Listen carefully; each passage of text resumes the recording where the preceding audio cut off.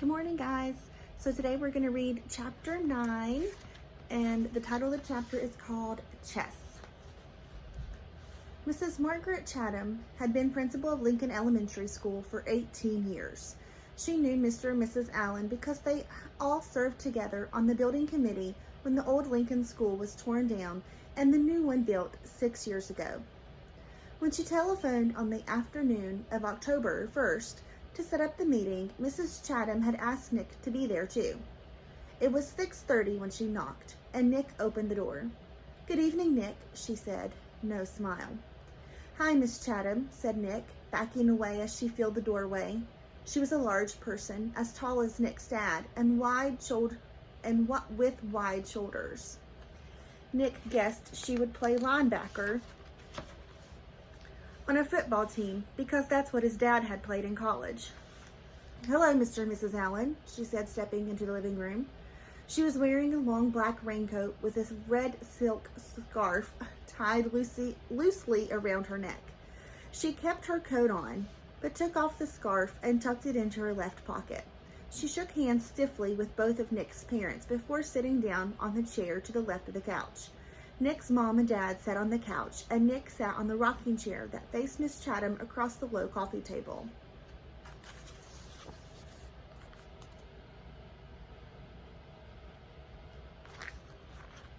"This is not an easy visit for me. We are having some trouble at school, and it appears that Nick is in the middle of it." Then, while Nick's parents listened, Miss Chatham laid out the story as she saw it. Nick encouraging the other kids to use his new word, Mrs. Granger forbidding it, the ruined 5th grade class picture, hundreds of kids staying after school, and a general feeling that there was a rebellion at school, with no one respecting the rules anymore. Nick watched his mom and dad while Mrs. Chatham talked, looking from one face to another. His dad was listening carefully, nodding and frowning. He looked embarrassed about the trouble, but his mom looked kind of annoyed. And when Mrs. Chatham finished her story, Nick's mom was the first to speak.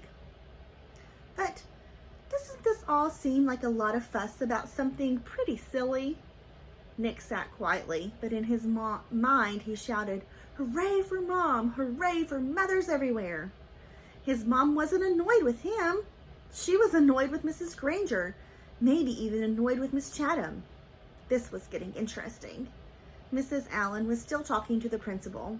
"I mean, is there really any harm in the children making up a funny word and saying it?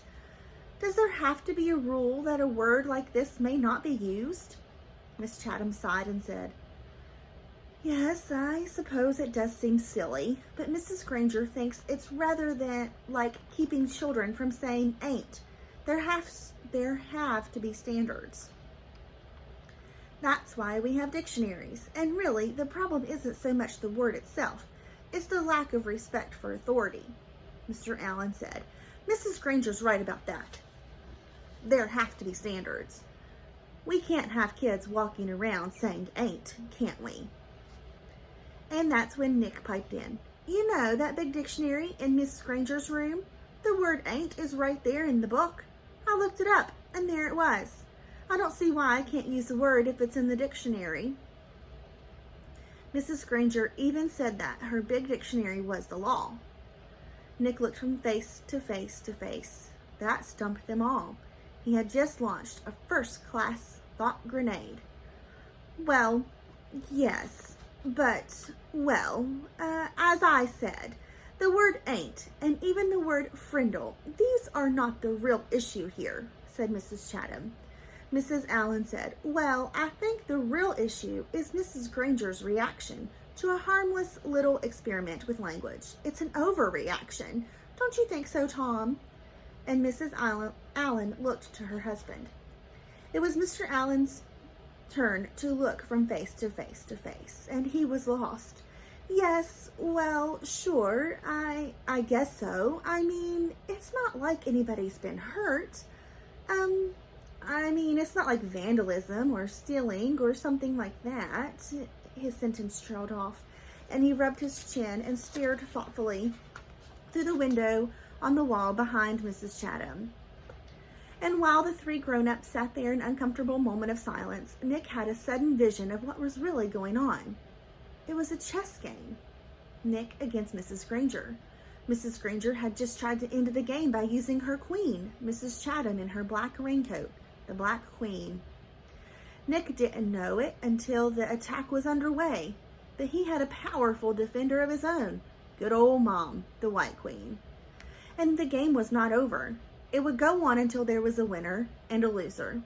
Mrs. Chatham didn't say much longer, and there was a little more talk back and forth across the chessboard about how children have a right to explore new ideas, about the importance of respecting teachers and the work they do, and everybody needing to keep up standards and make a school a safe place to learn.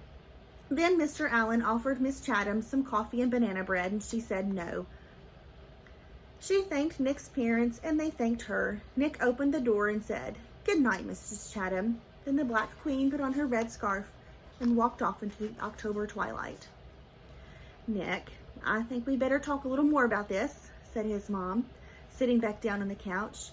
"If I found out that you have been disrespectful to Mrs. Granger or any other teacher, then you really will be in trouble." "I haven't been disrespectful. Honest, I did get everybody starting to use my word, but like you said, it's not hurting anybody. And I'm sorry if me and Dave and Pete got everybody to ask Mrs. Granger to borrow a Frindle. That was mean, I guess. But she started it by making kids stay after school and write 100 sentences just for saying the word once. All the kids like to use my word. It's just fun, that's all." "Well," said Nick's dad, "if it gets everyone upset and makes the principal come to talk to your mother and me, then it must not be fun for everybody. Now is it? And I think you should just tell all your friends to knock it off right now. I mean tomorrow." Nick shook his head. "I can't, Dad. It won't work. It's a real word now. It used to just be mine, but not anymore. If I knew how to stop it, I think I probably would. But I can't." And Nick looked at both of their faces to see if that idea was sinking in. It was. Like I said, I won't be disrespectful, but I do like my word. And I guess now we're just going to have to see what happens. And the chessmen, Nick's king and queen, had to agree. The game would go on. All right, guys, end of chapter. I hope you enjoyed chapter 9. Think about the characters and what's going to happen next. See you guys tomorrow. Bye.